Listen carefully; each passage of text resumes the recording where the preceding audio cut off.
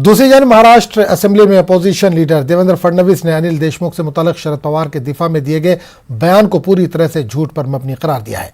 इसके अलावा फडणवीस ने एक प्रेस कॉन्फ्रेंस में महाराष्ट्र में बड़े पैमाने पर पुलिस के आला अफसरान के ट्रांसफर रैकेट का भी जिक्र किया। इन्होंने कहा कि वो दिल्ली जाकर दाखिला सेक्रेटरी से मुलाकात करेंगे और ट्रांसफर रैकेट की सीबीआई जांच का भी मुतालबा करेंगे। ऐसा लगता है कि वो पूरे तरीके से कंप्लीट एक्सपोज हुआ है और मेरा मानना यह है कि 15 से 27 इस बीच गृह मंत्री जी जो होम क्वारंटाइन थे वो आइसोलेशन में नहीं थे।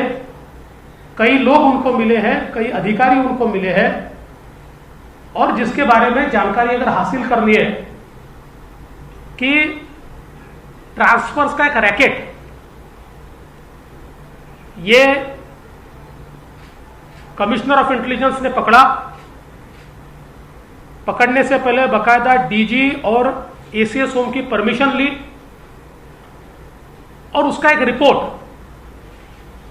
रिपोर्ट भी उन्होंने माननीय मुख्यमंत्री जी तक पहुंचाया।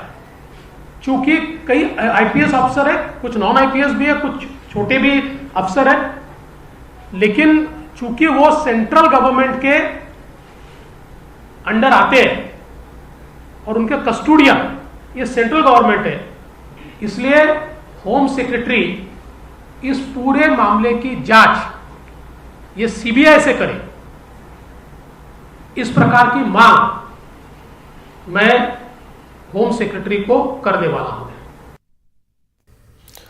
सुप्रीम कोर्ट से बैंकों को बड़ी राहत मिली है। कोर्ट ने